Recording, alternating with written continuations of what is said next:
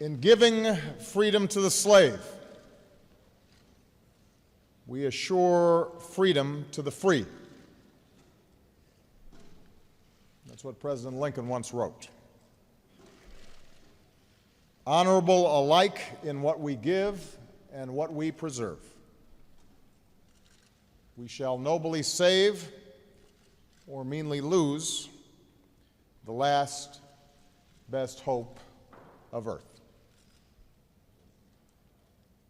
Mr. Speaker, leaders and members of both parties, distinguished guests, we gather here to commemorate a century and a half of freedom, not simply for former slaves, but for all of us. Today, the issue of chattel slavery seems so simple, so obvious.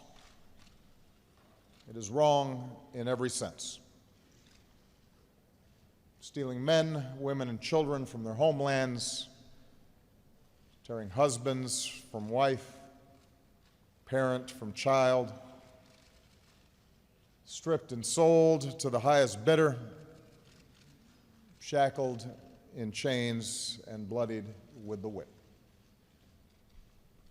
It's antithetical not only to our conception of human rights and dignity, but to our conception of ourselves. A people founded on the premise that all are created equal.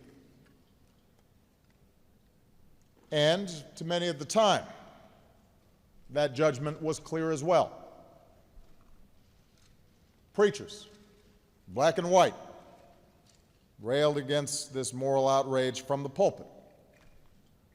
Former slaves rattled the conscience of Americans in books and pamphlets and speeches.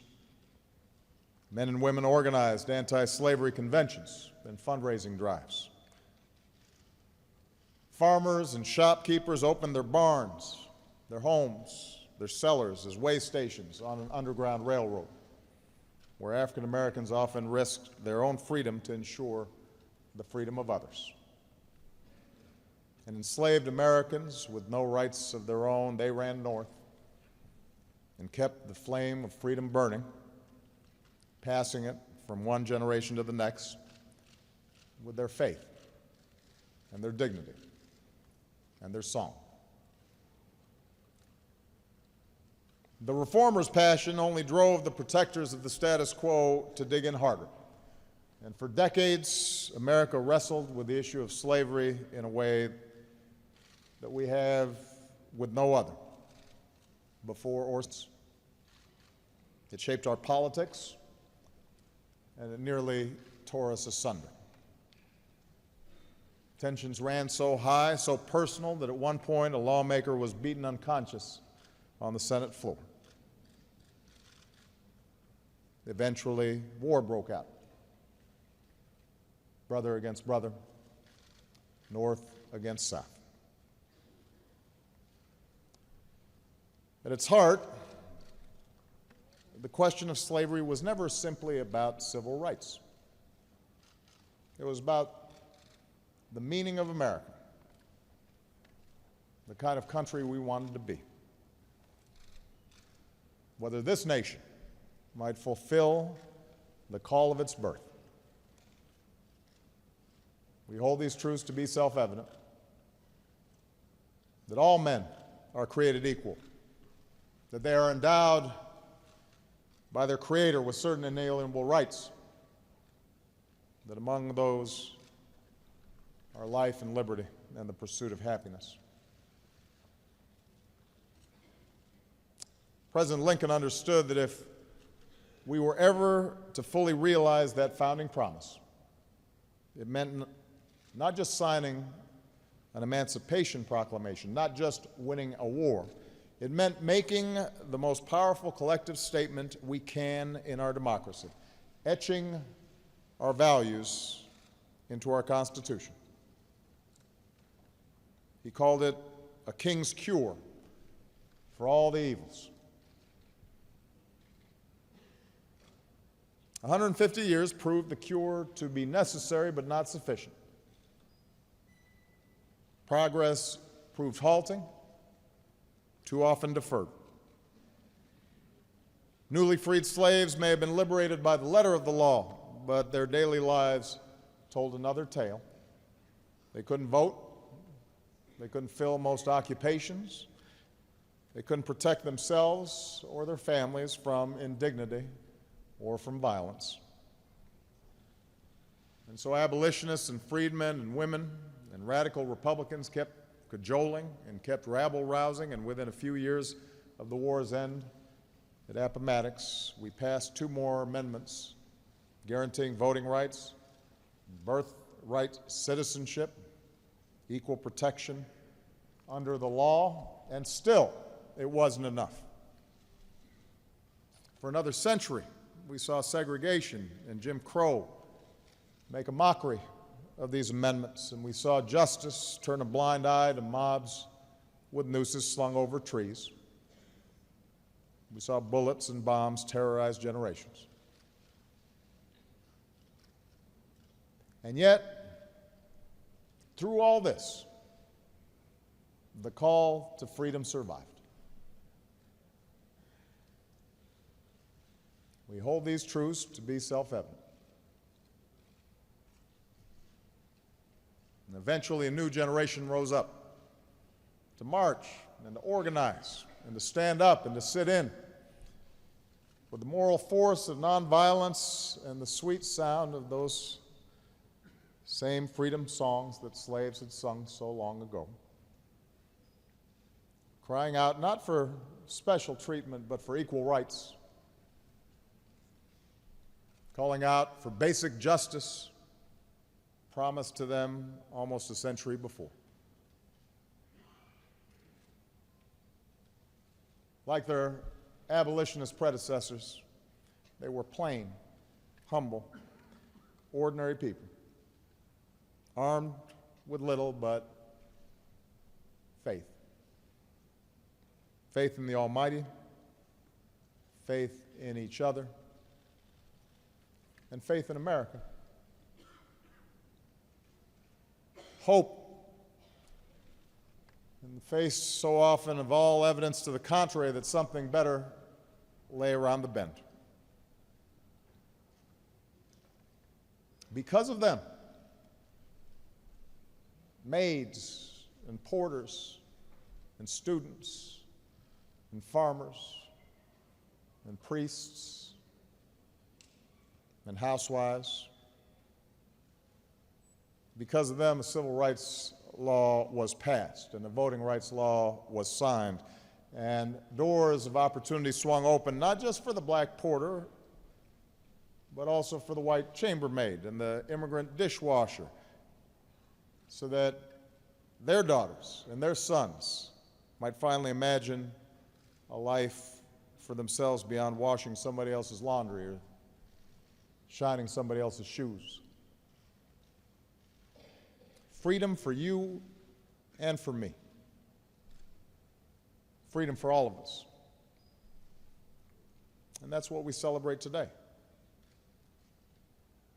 The long arc of progress. Progress that is never assured, never guaranteed, but always possible. Always there to be earned.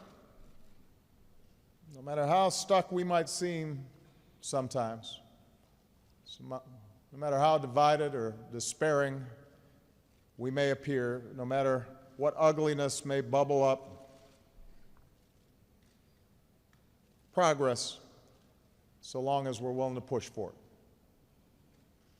so long as we're willing to reach for each other. We would do a disservice to those warriors of justice, Tubman and Douglas and Lincoln and King, were we to deny that the scars of our nation's original sin are still with us today.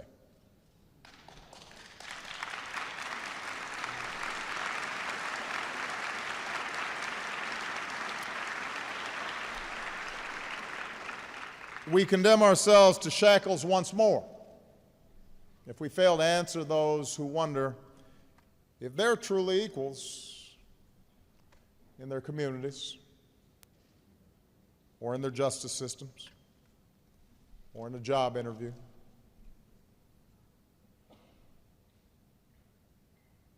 We betray the efforts of the past if we fail to push back against bigotry in all its forms.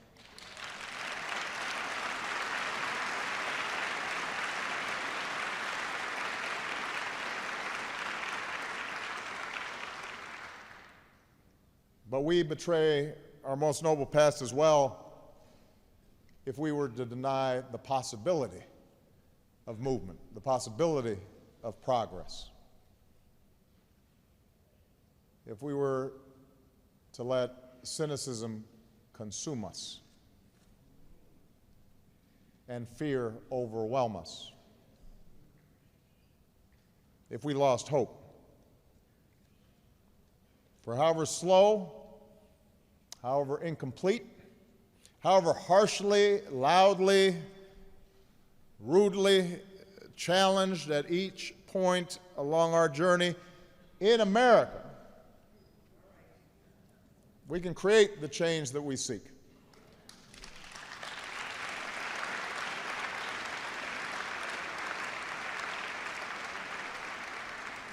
All it requires is that our generation be willing to do what those who came before us have done, to rise above the cynicism and rise above the fear, to hold fast to our values, to see ourselves in each other, to cherish dignity and opportunity, not just for our own children, but for somebody else's child.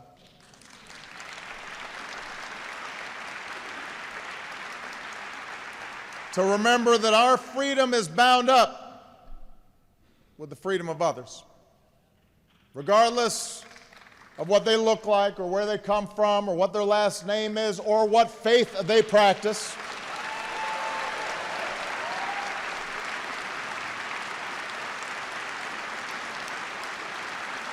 To be honorable,